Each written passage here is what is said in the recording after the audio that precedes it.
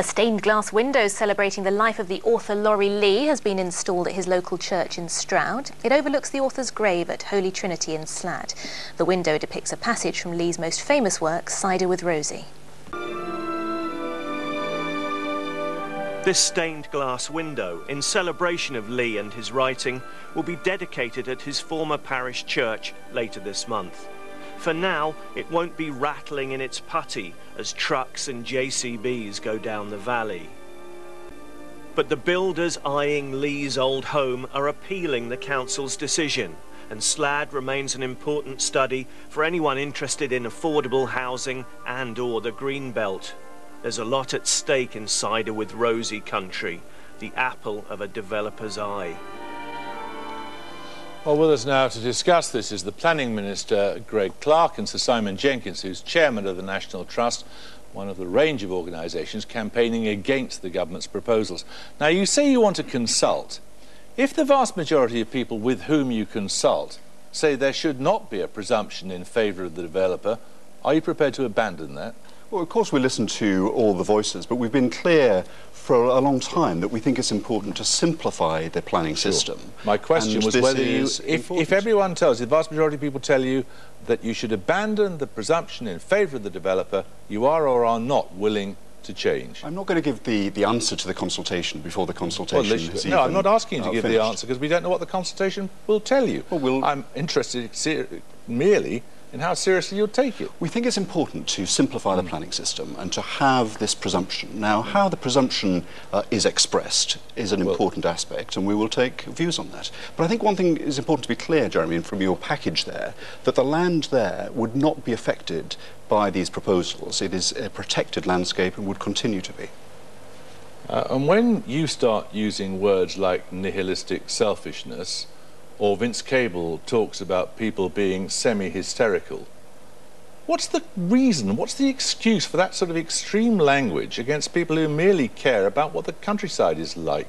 Well, that was from an interview with the Financial Times that quoted me accurately in saying quite the opposite, actually, that for people to say that we should have no development whatsoever, that's to say not to build the houses that we need for the future, in my experience, it doesn't happen. That would be selfish and nihilistically so if it happened, but my experience is that most communities recognise the needs of the future. You found this in your book, The English People. You recognised, I seem to remember, that when it came to parish councils, that people who lived in villages do care about the future, want to keep their pubs alive and their families housed. Simon Jenkins, how long has it been the policy of the National Trust to oppose development and greater prosperity for people? Because that is what the Minister says this is about. This is not about growth. There is no evidence that there's a chronic shortage of rural land for development at the moment, nor is it about housing. There is a third of a million houses waiting to be built on the land banks of development companies at the moment. There's no shortage of brownfield sites. The whole presumption of the last 10 years has been to develop brownfield sites. National Trust is in favour of development. We do a certain amount of it ourselves. The issue here is the nature of the release of countryside in the 65% of Britain that's still ordinary countryside, unprotected, and it is now highly vulnerable under this plan.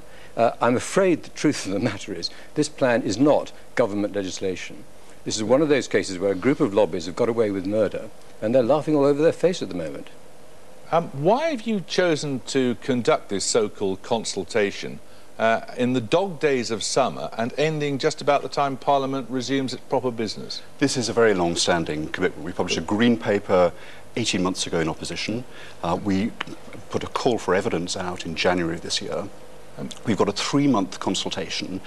I've asked the Select Committee in Parliament to scrutinise it. It's not going to be adopted until next year, so there's a lot of time. Did you write this document? Did you write it, Greg? Of course I am, yes. I mean, there are 340 references to business development in a planning law There are 4 references to the countryside.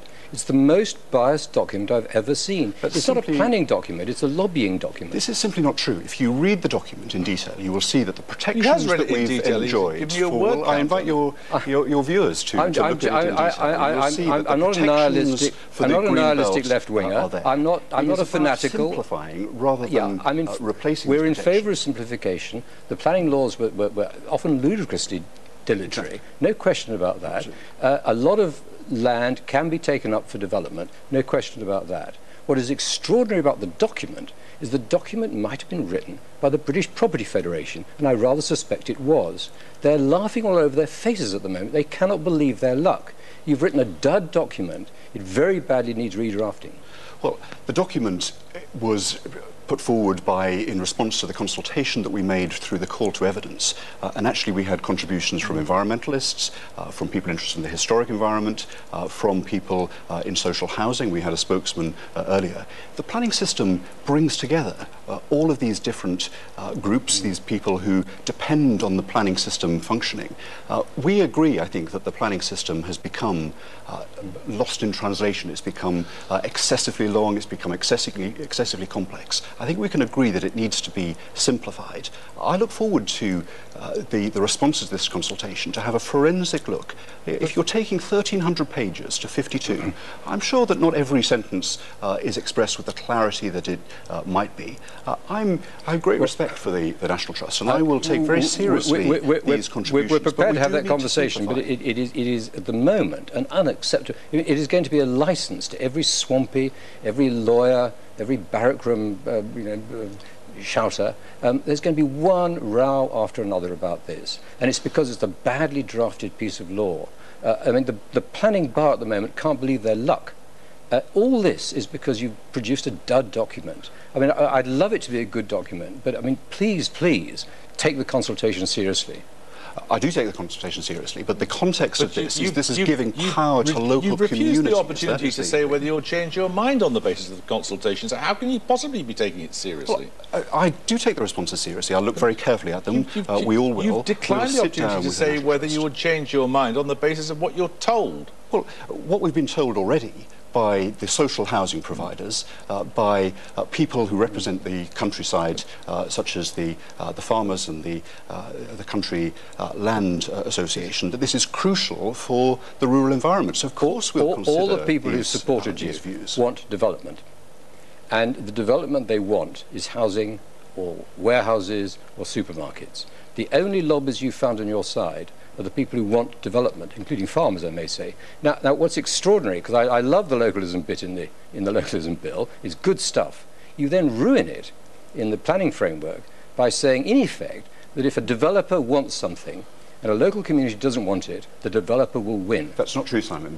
What this does is it gets rid of the imposition from above and gives the final say to local communities. Why do you refer to government planning policy constantly throughout the document? And government planning policy is pro-development. Because this is a statement of national policies which sets out protections, for example, and it overrides local communities. It really does. You thought there might be something slightly wrong about a policy that manages to incite the detestation of the National Trust, the Woodland Trust, the Mammal Society, the Open Spaces Society, the Badger Trust, the Bat Conservation Trust. Has it occurred to you you might be wrong?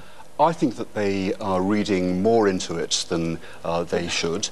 I think the protections that are there for the environment that we all love and cherish are very strong. I look forward to sitting down, to going through it in detail. You yourself don't even really believe, when it comes to your own backyard, you don't really believe in building over the countryside, do you? Because we know you think that where it's at all possible, all development should be on brownfield sites, don't you?